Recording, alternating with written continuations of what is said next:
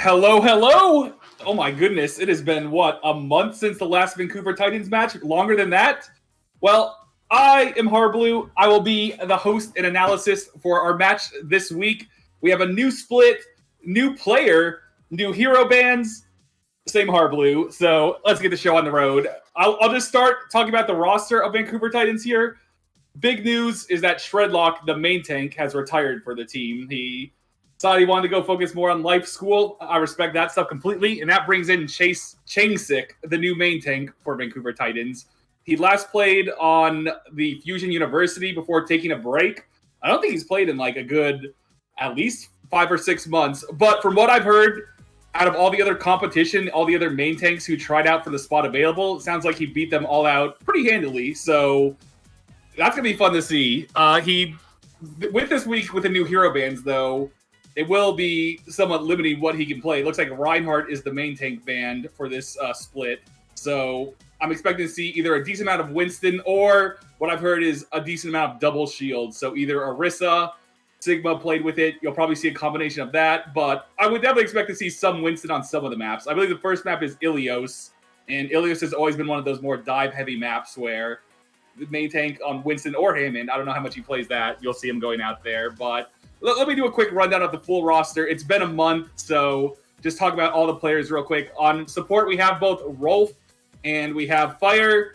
I believe Zen is banned this week for the supports. So normally Rolf has been one of the better Zens out there. But with Zen being banned, I would expect to see any combination of probably still Lucio in some areas, but I've seen a lot of Brig Moira played, a lot of BAP still. So I'm curious to see what they break out there. On DPS, we have both Linkser and Teru, who is also in America now, or Canada technically, but North America, we'll say. So he has now actually solved the ping issue. He'll be on nice, good 10, 15 ping, but unfortunately Changsik is still playing from Korea, I believe. So he will probably be on 200 ping, which main tank for high ping, it's probably like the least impacted role. You never want to have like 200 ping, but if there's any role where you can still play with it and deal with it, I'd say main tank is the one. And the fact that he beat out the other like main tank competition for the tryouts with 200 ping, I'm expecting some pretty good things from him. It sounds like overall the team with him is playing better than they were before. Not that Shredlock is any slouch, but Changsik in his time in Fusion at University was like one of those players that a lot of people thought was going to make that move up to Owl. It just never did, and now it looks like he's finally had his shot. The one issue I would say with that is sometimes the language barrier between like your main tank and off tank can be an issue, but from what I've heard, his English is pretty good, so that shouldn't be an issue there. Because that is one time the coordination between the two is very important, but it sounds like his English should be fine there. So, and it doesn't sound like Dalton is going to be playing much today. I believe Linkser will be the one playing most of the matches, but who knows? Maybe we'll see a surprise appearance. And then, let's see, the other tank I forgot to touch on is Fried Wiener. A great off-tank. His Sigma, Zarya, D.Va, plays them all great. I've seen a decent amount of all three of those played, so I wouldn't be surprised to see him play any one of those, and he plays them all at a very good level. Let's see. Like I said, it's been about a month since they played. They're playing against Glads today, who I think also have been around a month since they played. So both of these teams, I believe, have splits that both of them wouldn't be completely happy with. Vancouver, unfortunately, did win a match, but they never got 3-0'd. They always managed to at least make all the matchups competitive. Glads, I think, was a team that a lot of people thought going into the season was going to be like a top 5, top 3 team even, and I think that it would definitely say their first split was a disappointment. So both these teams are coming out with a lot to prove. Really, it's going to come down to a few different things, and that's where we'll go to our keys to the game now, powered by Best Buy and Intel. Let's take a look here. In our keys to the game,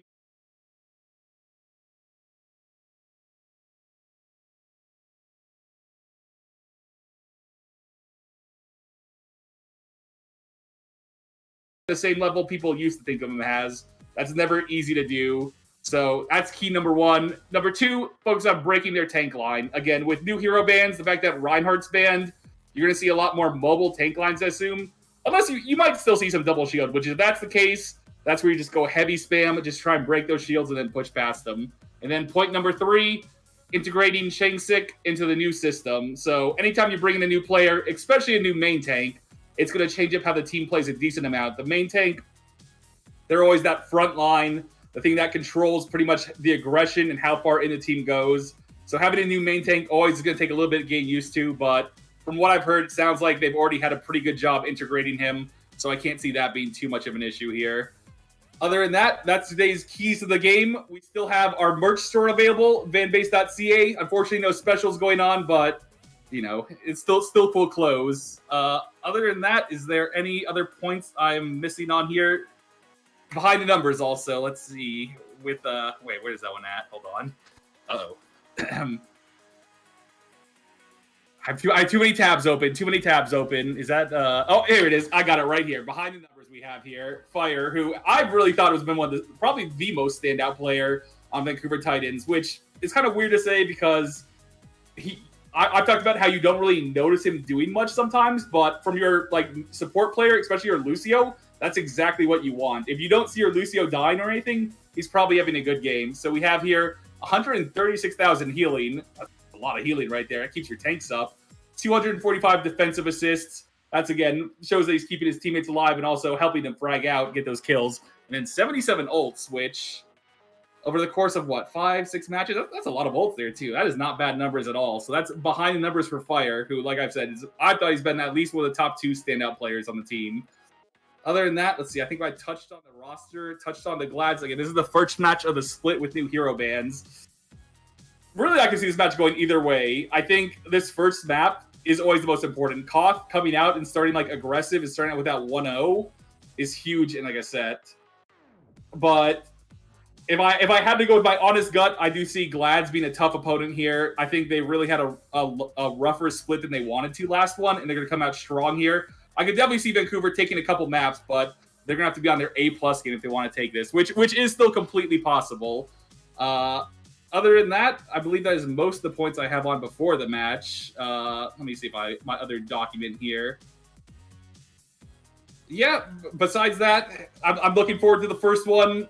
We should be starting any minute now, but it's nice to see my chat there also. Hello, you guys. Should be a fun one, and I should be back after this first map here. I'll be able to break it down more, talk about what goes into it, but I'm definitely excited to see it. Hero bans, new players, all that. It's going to be fun to see. But I will be back after the first match and see you guys then. You had the choice, so all getting bitten by mozzies all the time, so I don't think we'd really fancy. Yeah, let's get a close up on Custa, the Australian. Yes. It's like, oh, that guy's Australian. Put him on. I mean, okay, he's wearing a shirt. You know the tagline of the Naked Magicians? Their tagline is good magicians don't need sleeves and great magicians don't need pants. So for all we know, neither Mitch nor Costa are currently wearing some because they're working their magic here in the show.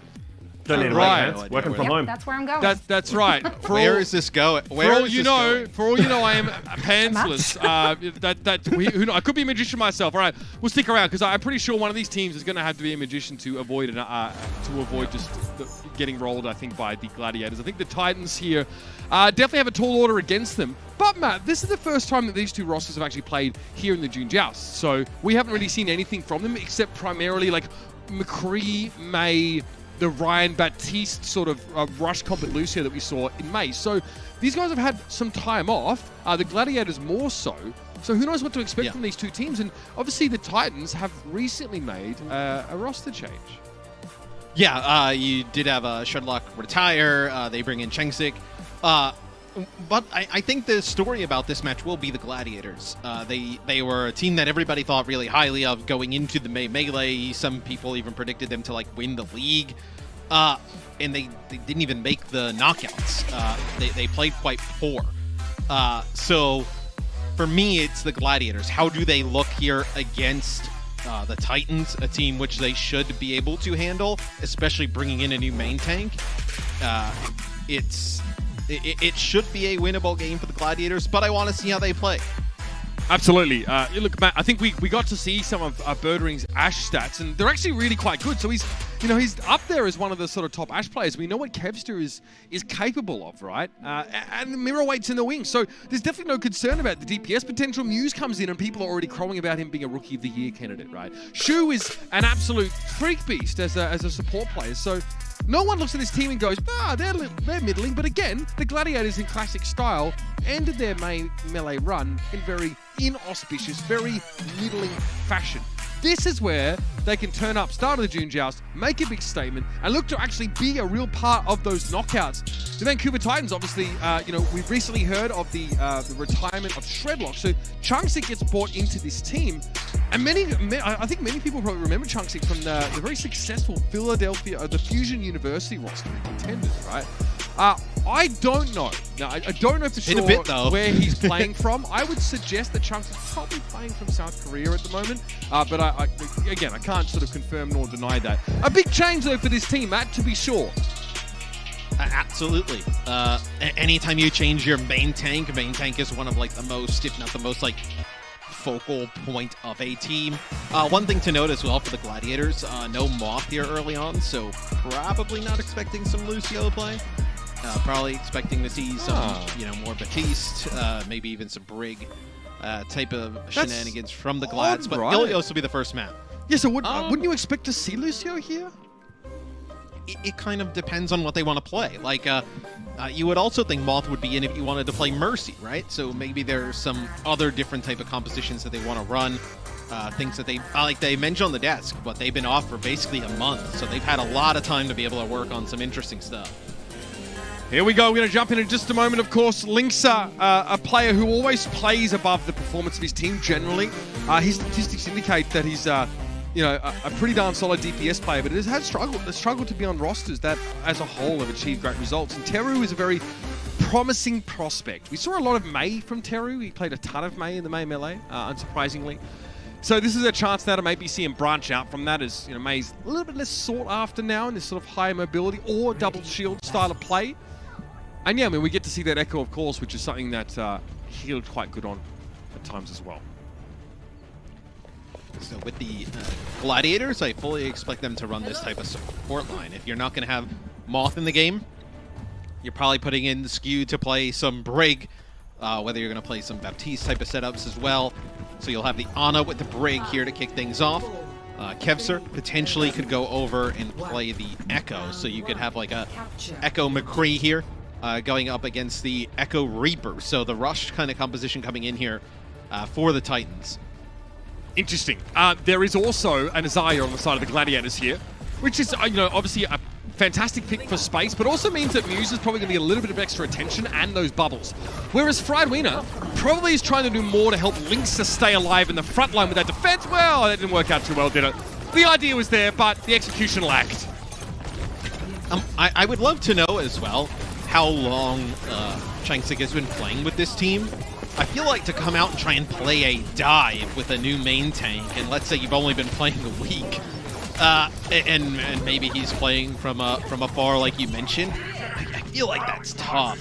I mean, even if that's kind of the composition you want to run, you've got to put yourself in an easier position, at least to ease into it here at first. I'd suggest it's been days. As far as I can tell, we don't really know how much notice was sort of given by Shredlock, or sort of. I believe a decent amount of time. Yeah, right, I don't think it was.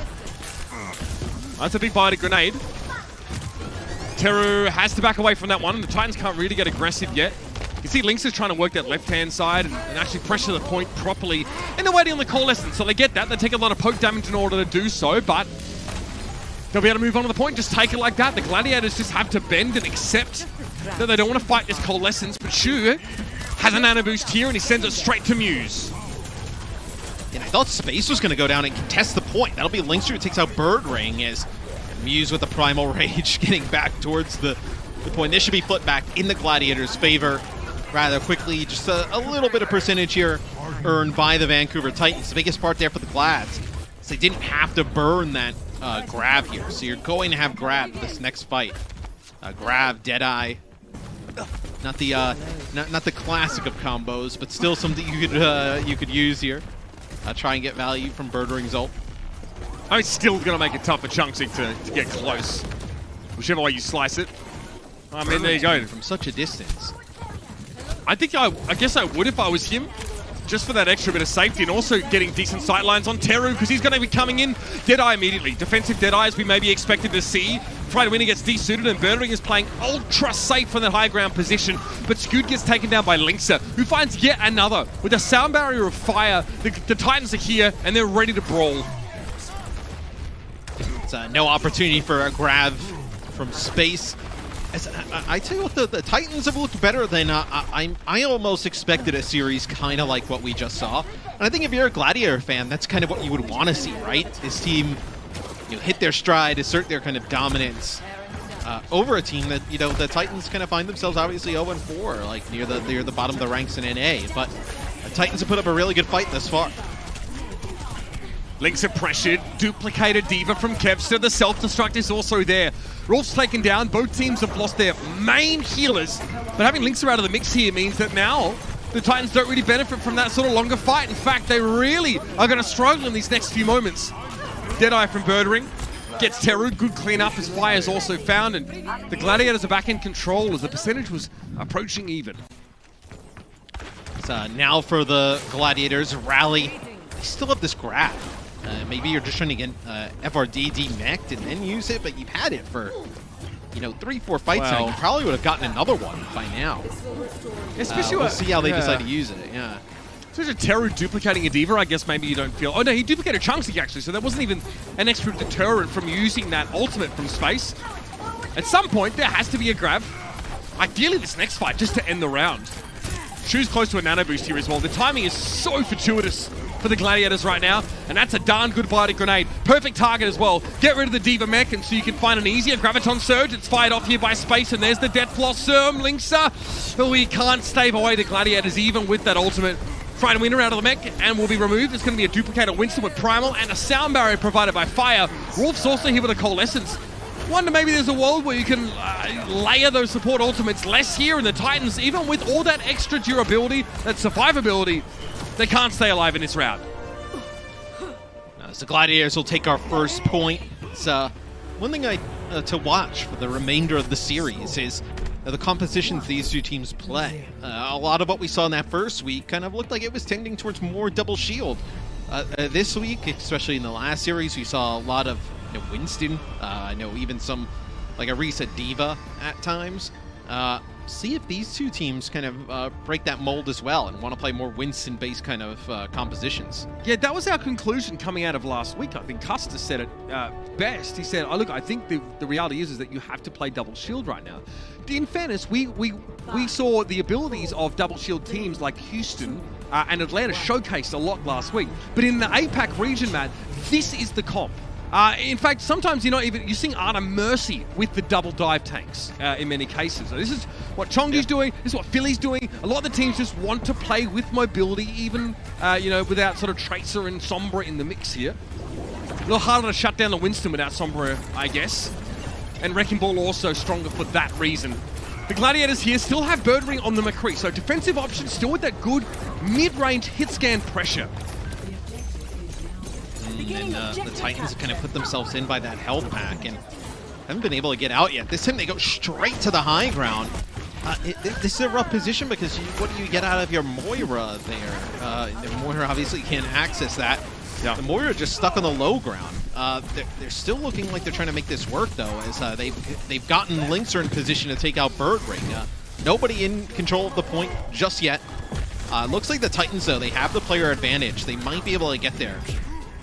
I love that from Linkser, who's been quietly overachieving so far in this map.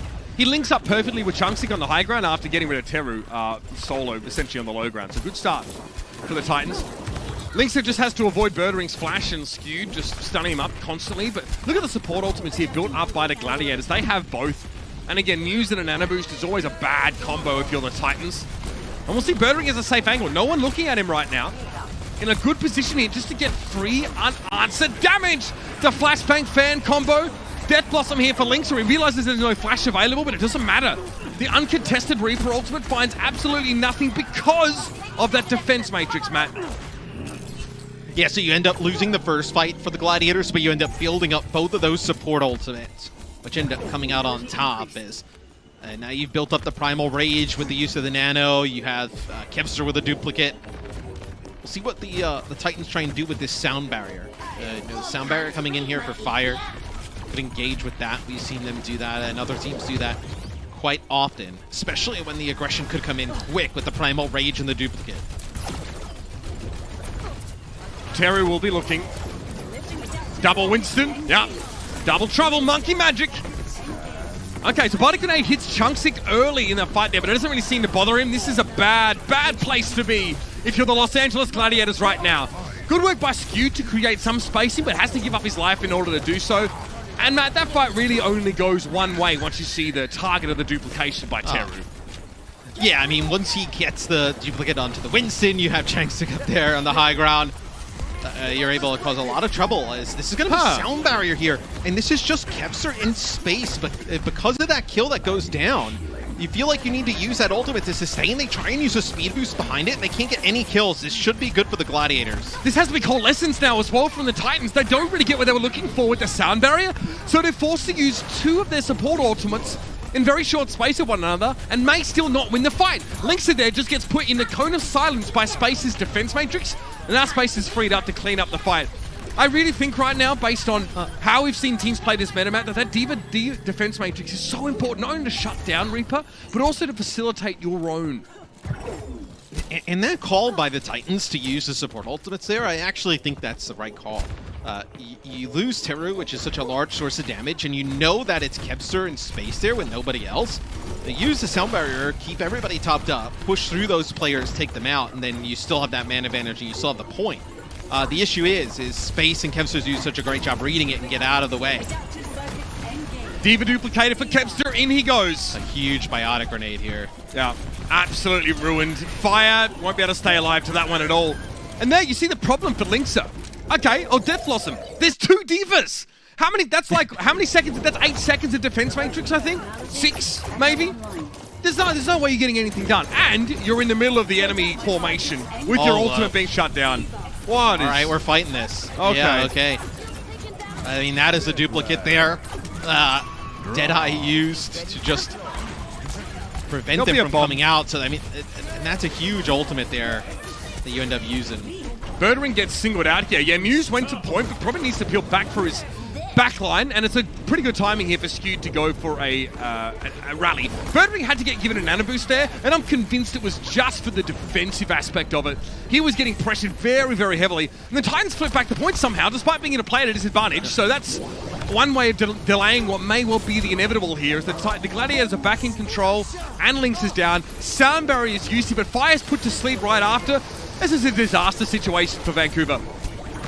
Oh yeah, and Changsa gets hit with a big purple as another biotic grenade comes in from Shu. As Linkser had to go back and take the point. There was nobody else there for the Titans. And the Gladiators just have to not fight him first, take out some players over by the health pack, then wrap back towards the point. Linkser will get one with a Widow at the end, but not enough, as it'll be the Gladiators who take map number 1. If Vancouver want a W or breadsticks, they're probably not going about it in the best way right now. A tough start for them, despite the fact they bring the Echo in. Teru, who really is quite powerful on that role. They get a double Winston duplication. They duplicate a D.Va at times. But it's the Gladiators who look like they're a bit more comfortable and even get away with playing Zarya in that first round. These 2 teams want to play Winston-based compositions. It's definitely going to be exciting. Let's see if the Titans can make their take on the meta work in map 2 in just a moment.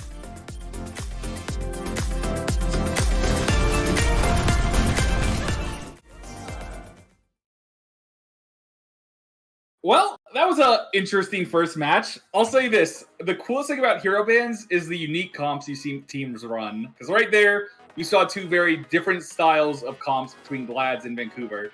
Vancouver with the Reaper Moira, Lucio, is going for that heavy rushdown comp, which is pretty much like a very feast or famine comp. You either win the fight very fast with like your Reaper rushing them down, or you lose it very fast, which you saw that very first fight on Ilios there. The Reaper TP'd in Linkser and just got instantly deleted there, which against a good team like Glads, I think it's going to be hard to ever really find that value on Reaper. Space is too good of a D.Va.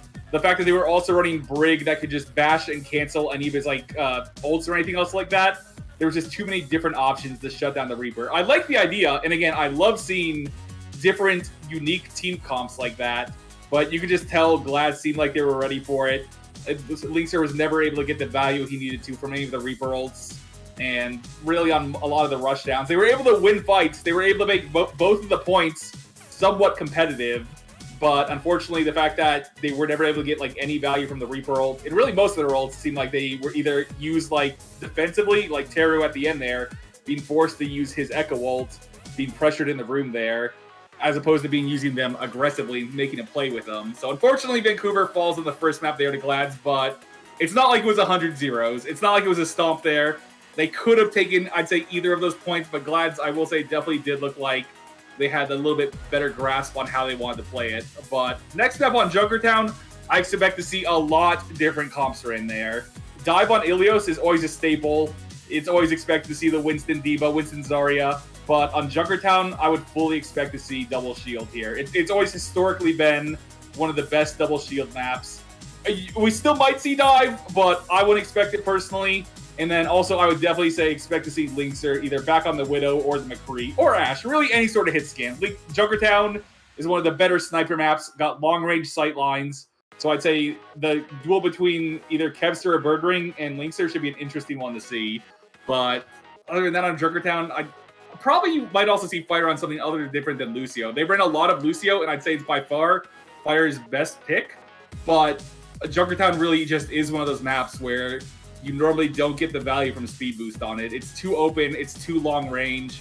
So I would expect to see him either on Brig, or they might switch it up entirely and run something entirely different there. But I would definitely say you're going to see something different there. Again, unfortunately, they didn't take the first map, but it was close. Again, not 100-0s on either. And the fact that they're going to be running very different comps here, I expect. Maybe we will still see Winston D.Va, but based off of all my knowledge here, Junkertown plays very different than Ilios. So I could see them either taking this map. And again, I definitely expect to see Linkser on something like the McCree or Widow. Probably Widow for first, and then after first, you might see something a bit different there. But it looks like this next match should be starting within the next just 5-10 seconds. So that's going to be all for me for it. I will see you guys back at halftime between it. Hopefully Vancouver takes this match, because I'm looking forward to some breadsticks if this goes to map 5. Let's make this a competitive series and get them breadsticks. Partner of the Overwatch League.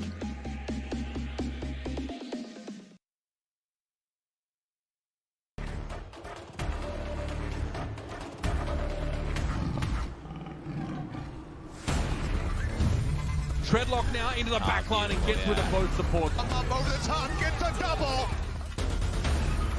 And here's a coalescence from the high ground for Rolf, and wow, the timing on that one looks so good. Really. The fire gets 2. That is crazy. Time and a great stick from Dal. That's 3 from him. That's crazy, they make it 1.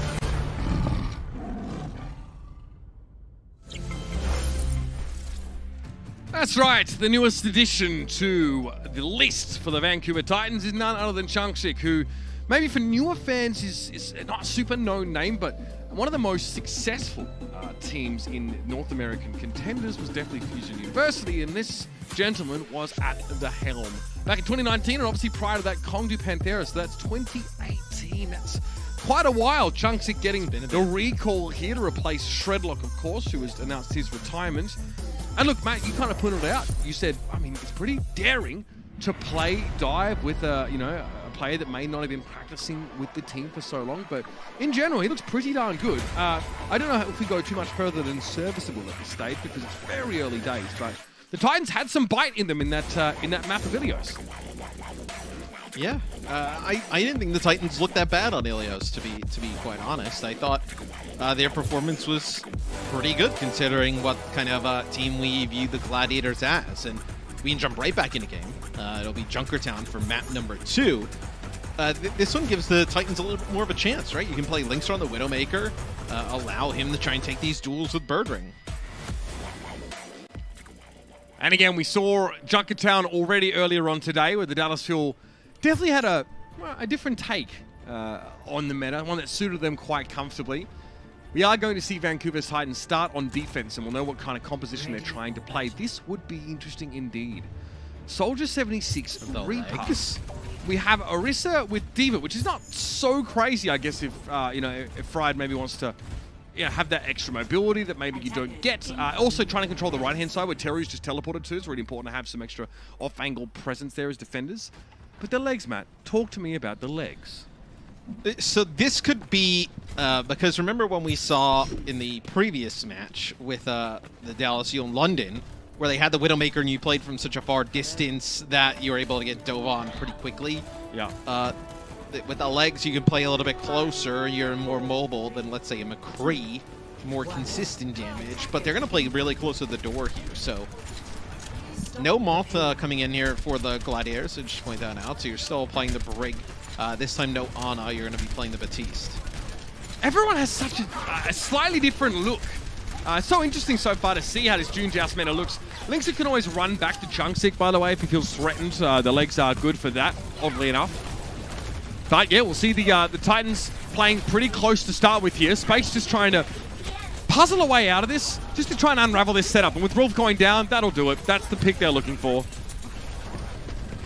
Yeah, that's a lot of the healing. That's what kind of gives you the ability to sustain on the cart.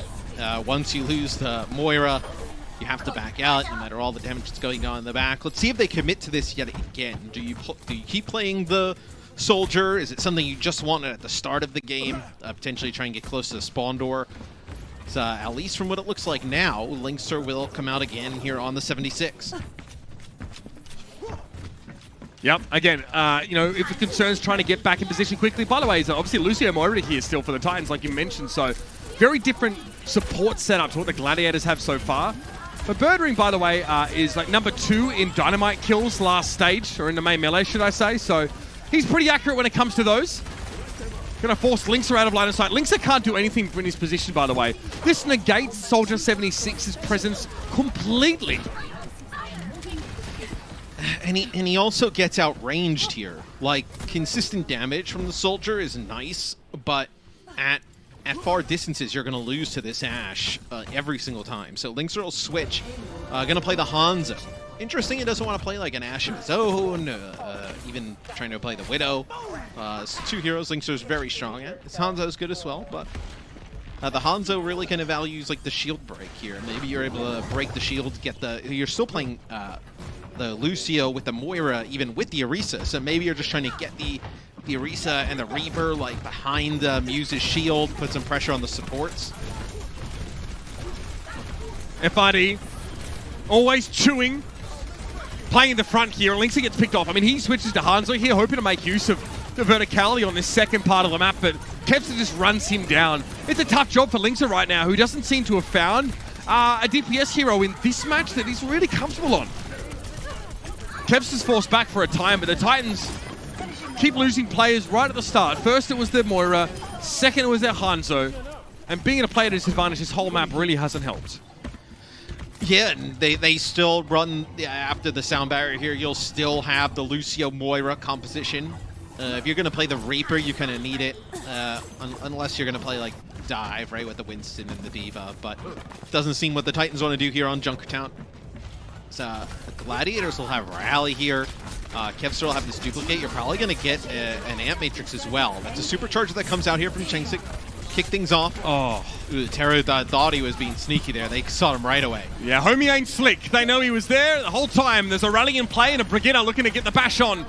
Chunksik goes down to the self-destruct here, and that's a big problem. No tanks here for Vancouver. And to point 2, they'll say, thanks for the memories. All right, so now they switch and they'll play the Winston. I like this composition much better with the Winston, with the Lucio and the Moira, just like synergizes better. You don't really, like, we talked about this the other, last week. I think we casted a team that we saw run the Orisa with the Moira and the Lucio, and it felt so out of whack that they tried to run it here. It doesn't really work. This will be a Dragon from Linkser. That's like from the spawn, so just trying to split players off. Which they're able to do, but Bob creates enough space that they're able to keep the card going. Kevster wants to try and get a perch up here, and Space is going to help him just for a moment. Constantly looking towards Muse, just making sure that the Orisa is okay, and that defense matrix just a little bit too late. Linkser comes alive now. Storm Arrows have found 2 kills already. Great way to end a fight before it really begins. Teru may have fallen, this could still turn around. Rolf's gone down, and it's all gone wrong. The Gladiators, they're ready to receive this push from the Titans. Oh, Lynxer just says, what more do I have to do? Supercharged down, and then the Brig just swinging on through. That is a dangerous combination. Skewed builds up another rally here. So rally, you have the self-destruct to buy some space. I believe Teru's up on the high ground behind them, trying to set up for the big Death Blossom. Okay, Junkertown goes in, and the Gladiators are able to disengage, despite lacking at Lucio pretty easily here. Muse soaks up most of Wolf's Coalescence damage, and the Titans look no better than they started. They still at least have a sound barrier, so those support ultimates could go a long way. But how does this self-destruct work? Okay, it gets Birdring here. He's pressured, and there's nowhere to run, especially with Junkertown that's all over him. And Teru's able to find a Death Blossom here on the carpet, goes down to the self-destruct. This is messy stuff from both sides. But the point is that Skewed is able to sit here on the cart, and a focusing beam means that there's no tanks again. And the Gladiators add an extra one to their ranks with a duplicate from Kevster on a Diva, and he's already built up that self-destruct. He could have 2 if he wants.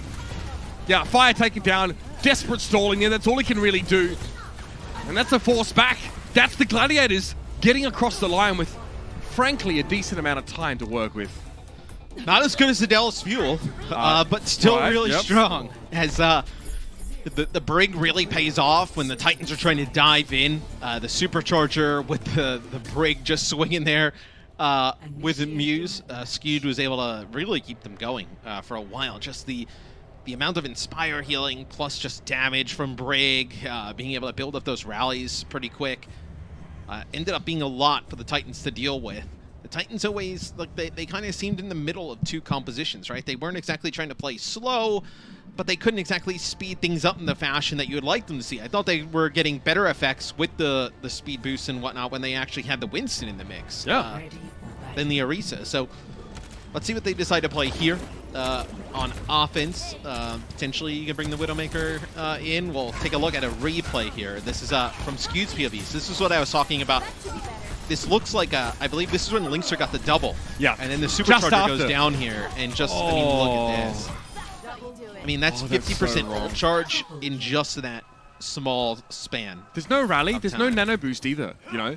It's just he's actually shield dancing Muse's barrier really effectively, and he gets the bash straight away on Teru's Reaper, who, I mean, that's really the main hero that's supposed to thrive for the Titans in that situation. That's the issue we're dealing with Brig as well. The Titans are playing Lucio Moira, so they don't really have a great answer to shut down someone getting into their backline like the Gladiators do with this comp. It's a very safe setup for Los Angeles again here.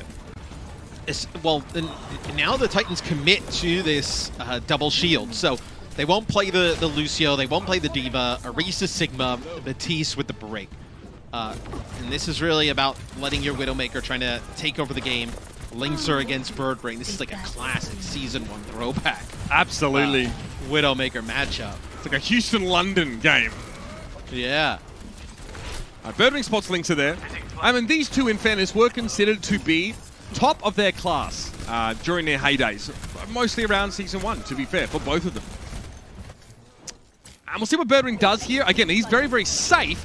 Obviously, the Gladiators wants to really only take fights where Birdring has purview.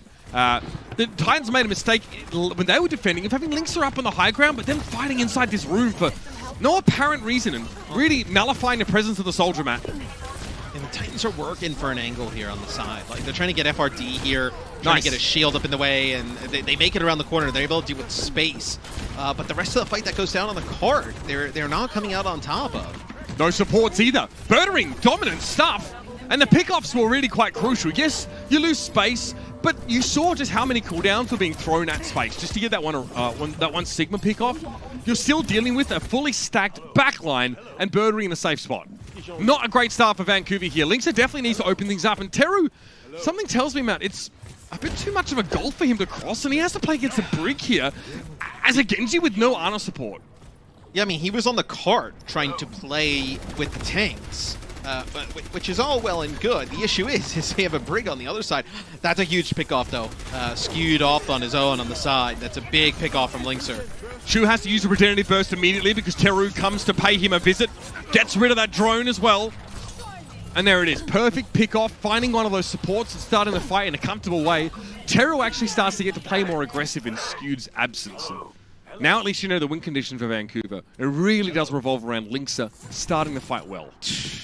I mean, that's another pick from Lynxer. The last fight, get skewed. This time, with the pick on the bird ring, this might solidify them even getting the card across the line, as Gladiators will look like they were potentially trying to set up to get a touch. As soon as you lose your Widowmaker, everybody stalls out for a quick second. So, ooh, Muse takes out Linkser there, as that potentially could have been a halt off to the side as he was trying to get an angle.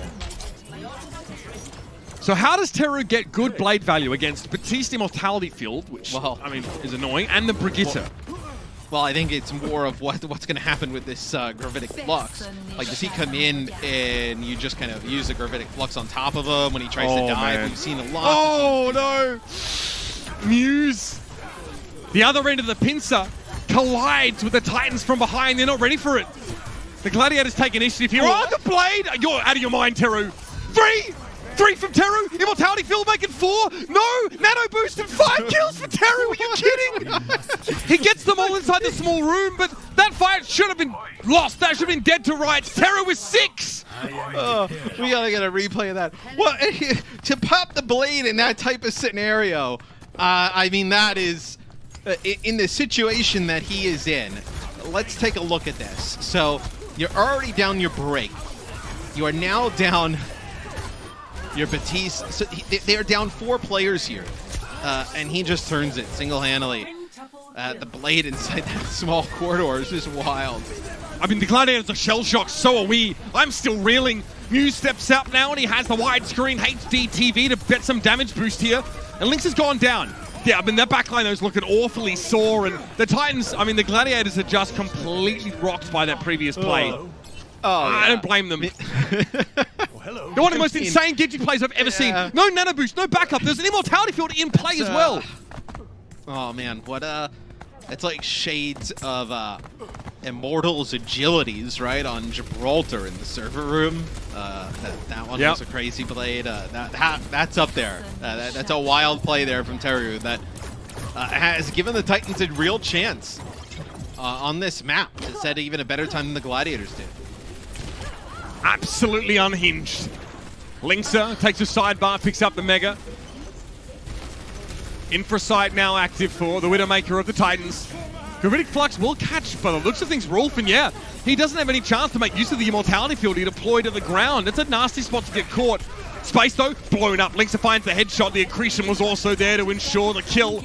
And Kevster copies, I mean, this is classic Kevster. He'll have a blade as well. Free blade, don't mind if I do. Linkser thinks twice about firing and still is subject to the sharp edge of Kevster's sword.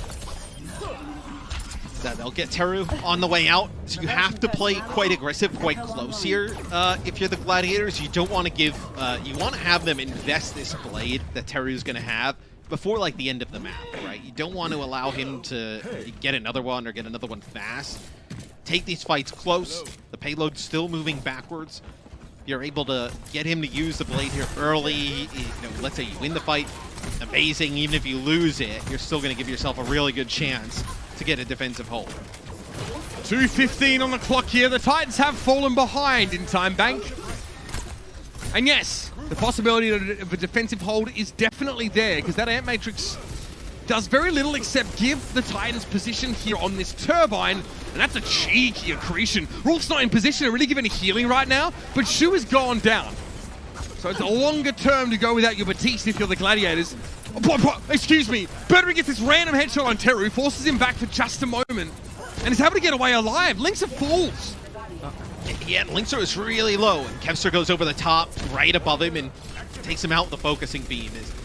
You burnt a minute off the clock here if you're the Gladiators. So we Gravitic Flux here, and you're gonna maybe get Birdring. Yeah, you do. Yeah, but only one kill for the Flux, and you've lost Rolf. Muse is able to pick that kill up, but here's the blade again. Teru's going to skirt around the edges of that Immortality Field deftly, but still runs headlong into Muse, who may as well be a golden brick wall at this stage. Pridewinner's going to be able to find a kill with the accretion, but that's it for the Titans here, Matt. Well, we'd have to get a replay of this. I actually believe, like, Muse is actually fighting fire on the point. Doesn't really have any line of sight on Teru. And at least from the top map, it looks like fire actually whip shots Muse back right into Teru and just ends up killing him. Crazy play there. So, with a headshot there on a Linkser is No, Lingzhu was getting the better of Birdring, really, for a lot of this portion of the map. Is Teru not going to get out alive there, but Birdring's really come alive here the last few fights. The Immortality Field deployed early. Teru, once more, playing aggressively here. Gravitic Flux looks like it was cancelled from space where he didn't get the value he was looking for, but Rolf and Fire are very low. Kevster, double kill with the blade as he duplicates again. And now it's the Gladiators getting value from a Genji when they don't even have one on their roster. Kevster looking mighty fine on this Echo, and we're in the dying seconds now. The Titans have to make something happen. And you have Changsa going over to the Wrecking Ball, just trying to get a touch. I mean, best case, he gets a touch and you're able to push players back, but not able to get to the court. That'll be the Gladiators going up 2-0 quick. Again, the Gladiators, Matt, not known for being the flashiest of sorts here. In fact, I definitely say that award goes to Teru on that map. Normally saw him play a bunch of Mei, bit of Echo. The Genji comes out, and I've seen one of the most insane unassisted Dragon Blades in a extremely short-handed scenario going up against an Immortality Field that I've ever seen. Truly incredible individual skill, but it's not enough to guarantee the map for the Vancouver Titans.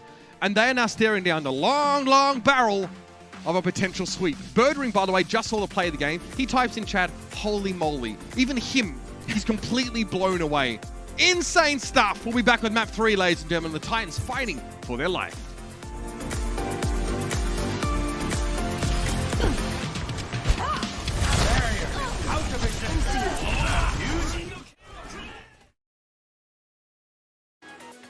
Wow. Okay. Before I talk about anything else, oh my god. I've seen a lot of Overwatch plays. I played a lot of Overwatch.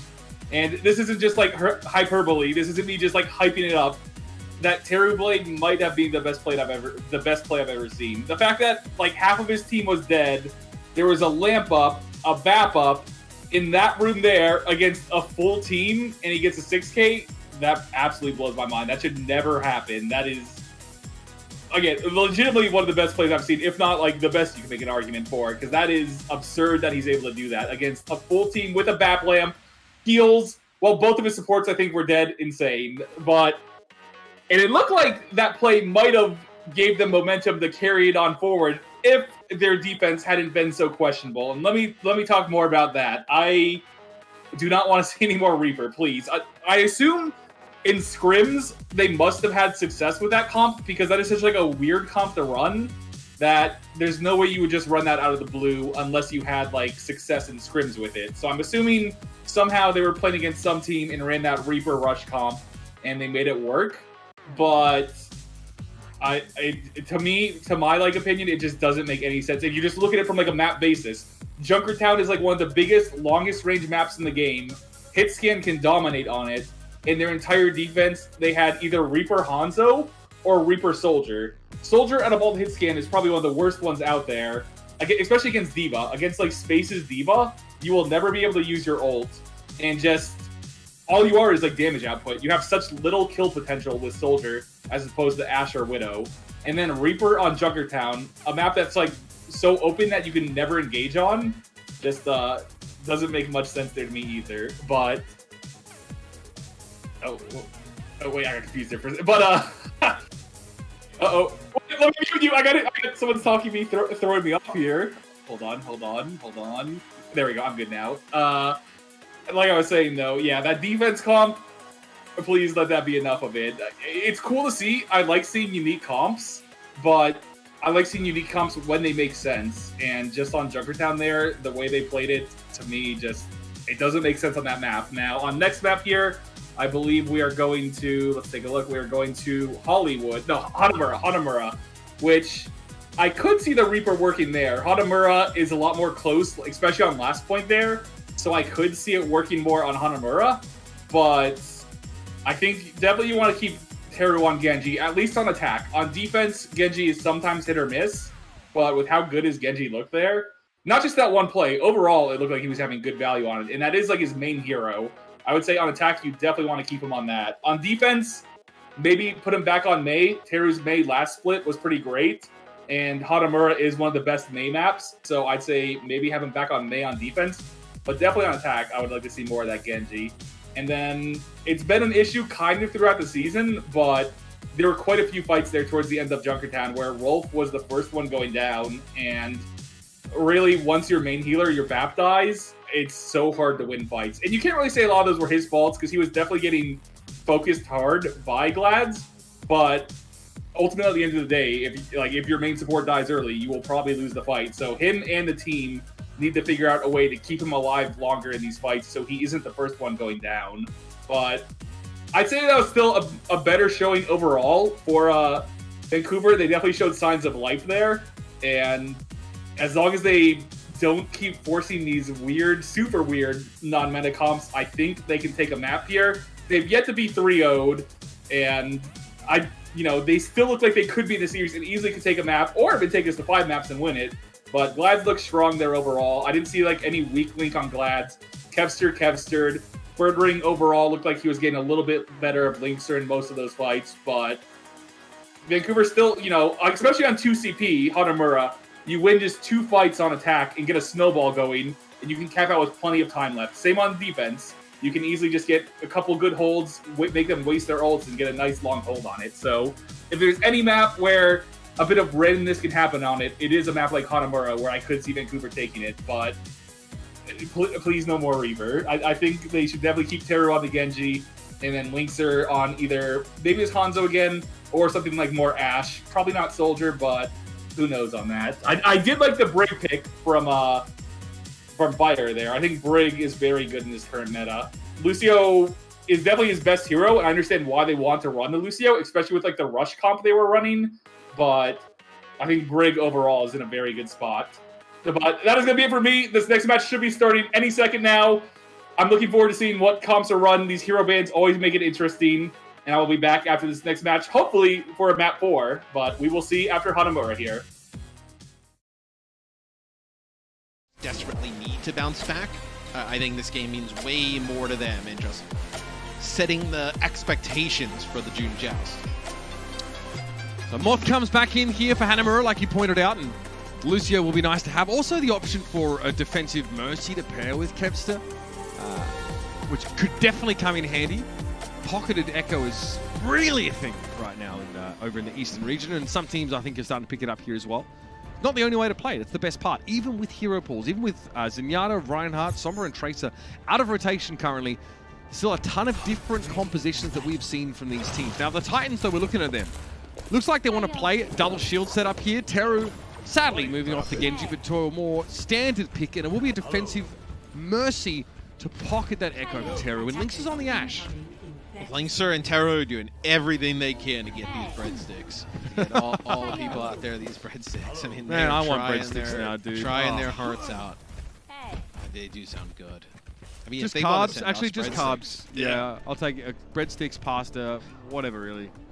It's all fine. Oh, just a little sauce they come with just- breadsticks. Just get it in me. Yeah, exactly. A little bit of this, that, and the other.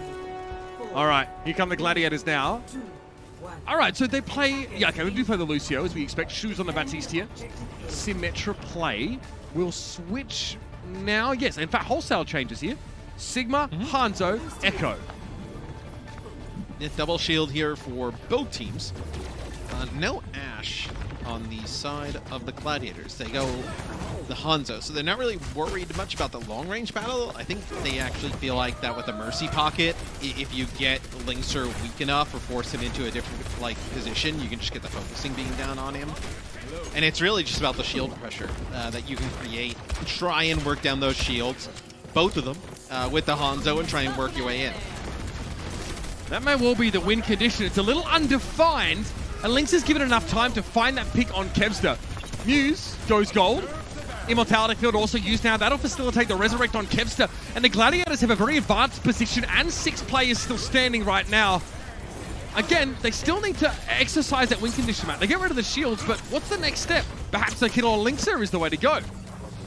I mean, that's huge, because you have the Mercy and the Echo for both teams fighting to the side. She will actually take out Teru, and this puts Fire in a difficult position. What do? You didn't make it to res Linkser. You're not in a position to res your Echo either, as things falling apart for the Titans. And that's a tough job for Mercy in any case, right? You want to resurrect, but it's too risky to go for that. The whole team's playing on the other side of the map, and then all of a sudden your Echo is blown up pretty quickly. Again, it's tough, I think, pocketing the Echo here, because Echo has to get closer than Farah does to really have that impact. Focusing Beam is much shorter range than those Farah rockets, and that's risky for the pocket too. You have a Valkyrie here, Ant Matrix. You can use like a Halt plus the Dragon to kick things off. This will be the Gravitic Flux. It actually gets interrupted, and then Birdring takes out Terror. This is bad for the Titans. Perfect connection by Space without accretion. Shuts Firedwiener down. Fire's going to go for the Valkyrie here, but he's already lost his whole front line. It's Chunksick going to fall. Dude, Kepster, that's nasty. Valkyrie makes it really hard to hit Mercy with that hit scan pressure, but still, big connections by Kepster.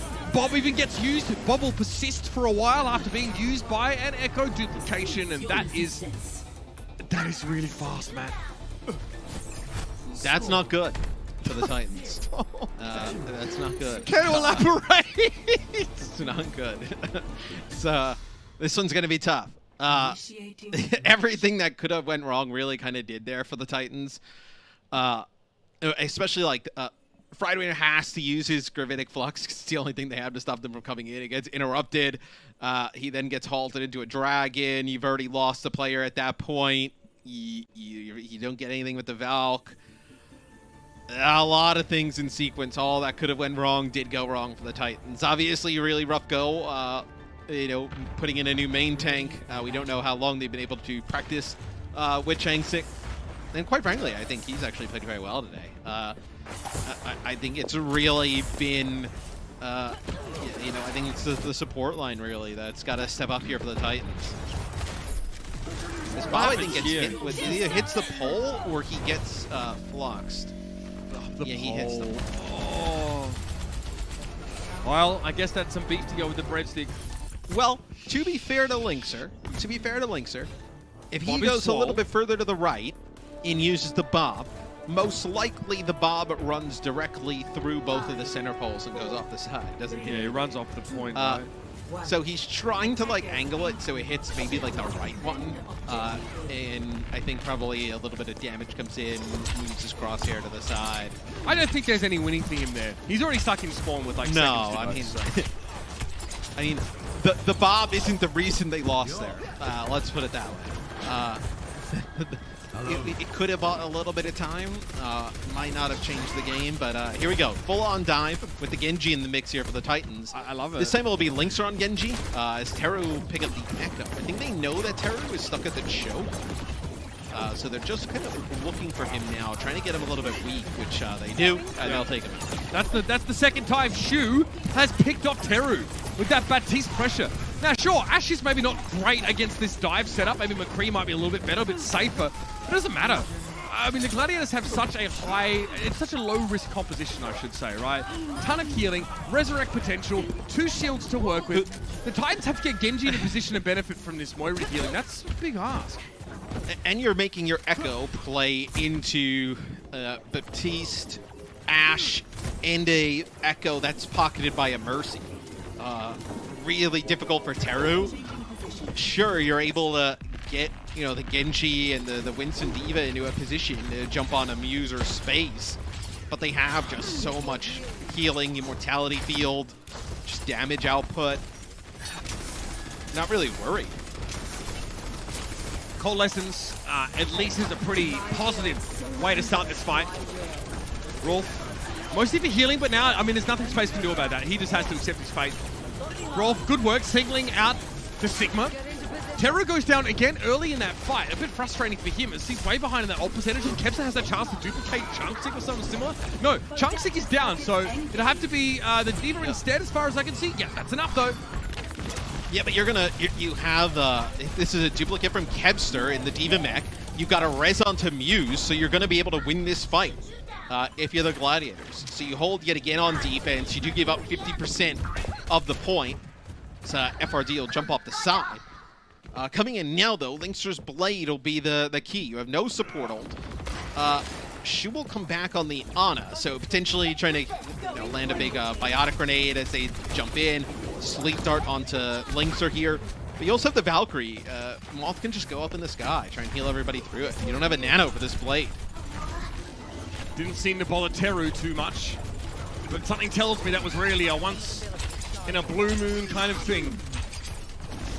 So that's the question. Where do I go with this blade? Can I Playing find... for Coalescence. And Wolf has it now. So every fight seems to be coal available, but it takes time to build, and that time is dwindling. 1 minute and 3 remains. Lynx is in though, looking for the Ana. Shu's in trouble. Defense Matrix doesn't save him, but Kempster deals with Lynxer. It's a trade. Remember, Moth is playing Mercy. If they can facilitate a resurrect here, then that blade does nothing. I mean, he is so deep as well, Lynxer, when he uses that blade. I mean, nobody else really. Changsik, the only one that's close, is he'll go over to the Widowmaker. Just kind of tells you where we are in the game. Is another dude. A little bit of a desperation as this will be 2 Divas out of the field. Lynxer actually kills Moth in the choke, so maybe you're able to keep this going if you're the Titans, but... They're on point. Yeah, spawn advantage is definitely here for Vancouver, Matt. Yeah. Getting rid of the Mercy is big. If Bob can maybe get a touch. Here we go. Yeah. He touches. He gets moved back, but he's still getting a touch. Oh, he's on the point. Don't you worry about that. Space now. Oh my. The DM for Bob. Okay, I don't know what the Gladiators can really make happen. Yeah, everyone's in position, but... Yeah.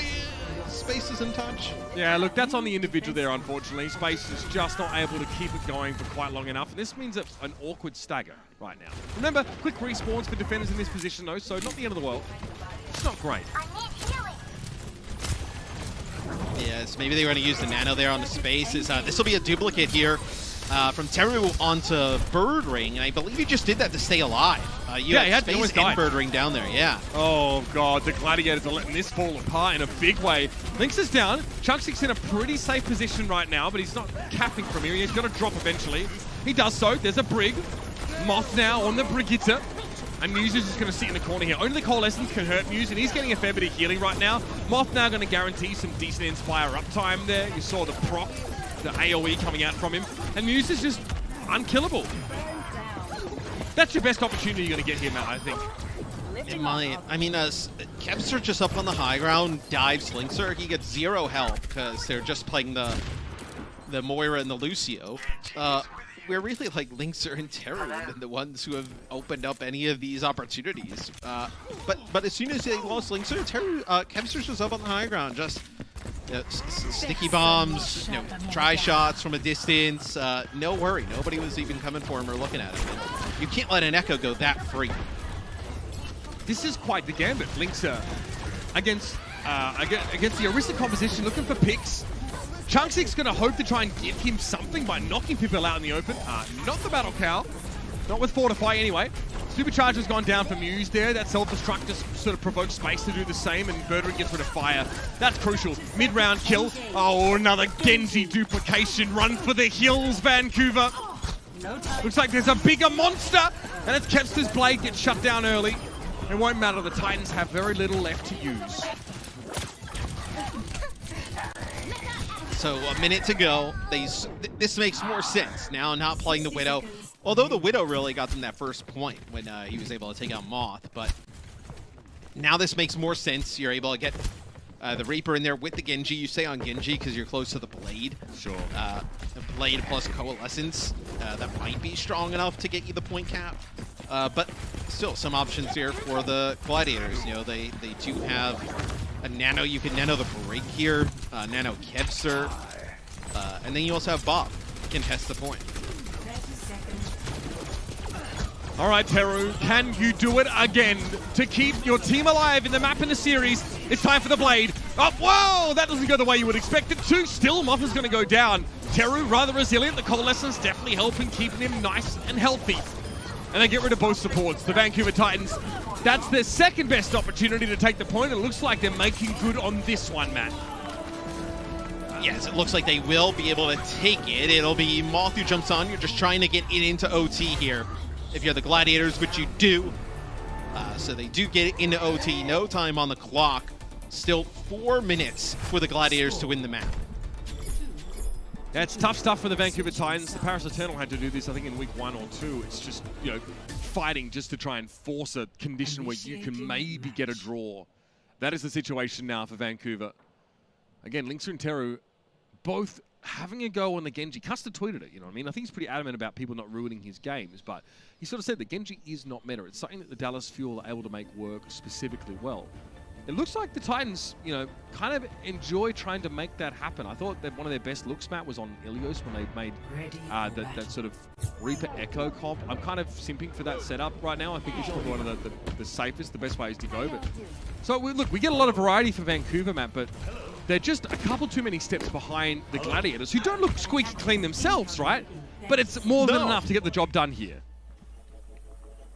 Yeah, the Gladiators don't look... I mean, they don't look invincible, right? Yep. Like the Dallas Fuel in our previous series just looked absolutely lights out. Like, I don't really think there was anything that London could have done in that series. And I think, you know, in the long run, the Titans, I think, are a little bit, you know, outmatched here against the Gladiators as well.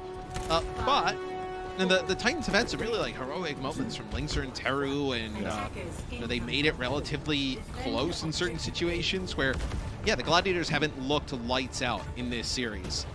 Although... maybe just kind of the explosive nature of the team, it's just not like that, right? Maybe they're more of a team that kind of works you down, not these, you know, hero highlight plays that you see from like Sparkle and whatnot. And they just want to play the game the right way, try and just work teams down and get wins. So they go back with the Hanzo pick yet again. Same exact way they took that offense. Well, you talked about heroism from Linkser and Teru. It's going to have to come from every single member of the Titans for 4 minutes straight. Not a small job at all. Linkser turns his attention now. The Gladiators are a little split, but I don't think they mind this, Matt. No, I mean, you let this Hanzo take the high ground and this off angle. Like, what do the tanks do at the choke? This is an amp matrix. This will force both tanks back into such a tough position. I mean, you can't let that happen here if you're the Titans. Giving up that type of position of Bird Ring, I mean, it just puts FRD and Shanks in a no-win situation. Resurrect on point for Kevster, and that'll be enough to get the job done. The Titans cannot hold up against the pressure of the Gladiators, who look to be just a little bit cleaner. Now, is it sexy Overwatch? Maybe not always from the Gladiators, Matt, but they play the game, and they play correctly. I think that's the big takeaway there. The Titans, you can see they're a few days, maybe practice sessions, just behind in the execution of these comps, if not the strategy itself. Yeah, I think they have to go back, and I don't even think it's really their kind of compositions. I think they had the right compositions. I think it's just kind of the way they're playing them in certain situations. Like right there, you can't let the Echo, the Hanzo with the Mercy take an off angle on your tanks in the choke, especially when they're going up against, you know, the Arisa Sigma with a Batiste. The Amp Matrix come down, and what do you want the tanks to do? They back into the corner away from the Amp Matrix. I mean, that Matrix covers both entrances, by the way. Yeah, and they're just getting mowed down by the Hanzo damage at range. And you don't have, like, any way of responding from your team, where I thought Linkser and Teru both put up pretty good games today. I think you really got to kind of nail down the support line here for the Titans. I think you gotta see them, you know, whether it's you know, give them a little bit more health, a little bit more peel, just keep them alive a little bit longer in some of these fights to give them a chance. Now, talking about support lines, I think that was one of the most impressive parts of the Gladiators' play today. And our player of the match, presented by Xfinity, goes to Sun, who actually got subbed out from number 3. Well, I guess it was bound to happen eventually, and unfortunately, Vancouver finally has their first 3-0 defeat. Every match until this, they've managed to take a map, which they had a lot of good signs, and there's definitely a lot of like good things they can take away going into like their practice over the weekend for their next match on Sunday. I'd say their biggest thing they need to do is just figure out the whole comp situation. It feels like they keep wasting entire halves to maps just running these weird, so non-standard comps that, again, maybe they've had good success in scrims with them, but obviously in matches they just did not seem like they worked at all. So I'd say Vancouver's biggest thing they need to do in going to the weekend, going to tomorrow, they'll probably have a bunch of bot review, and there's a lot they can take away. I guess specifically for that Hanamura map, the biggest thing that didn't make sense to me was running Moira with Genji Echo, just because, one, the Moira can never heal those two heroes, and then also, I'm not sure if Linkser has ever played Genji. I don't know if that was, again, something they practiced. I know he's played it before, but I don't know if he's ever played it in Owl. So to see that come out when he's always been a hit scan main and a hit scan, like, you know, specialist, is definitely a little weird to see also. I definitely think they want to keep Teru on Genji if possible, even though his Echo is also really good. I guess put him on either one, but his Genji looks like it could be one of the best in the Overwatch League. Not just like, you know, out of like some of the lower teams, out of any team out there, he was dominating on that hero. So I think they want to look to try and keep comps where that keeps Teru on the Genji. I know they've kept running the Rolf Moira, but I just think Moira's terrible. She's such a one-dimensional hero. And yeah, you have a lot of survivability, which has been like an issue they've had, keeping Rolf alive in these fights. But you just lose out on so much utility in terms of both just heal output. You don't have like anything like a BAP lamp or like a nano. So I would personally not like to see more of the Moira. And then definitely put like Ashe. Like, I don't know why they didn't have Linkstar and Ashe perma on that map. Like Hanamura, especially on attack, having Bob to go and contest point on like last or even on first is one of the best ults out there. Bob is such a good ult, as opposed to just like Widowmaker having wall hacks.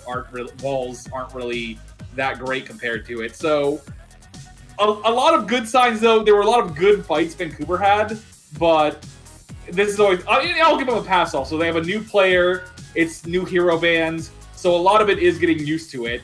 And the fact that they figured out, I think, what works, what doesn't work, they'll have a lot to go into like tomorrow and figure it out more and hopefully clean it up more, because they have their next match against Atlanta Reign on Sunday.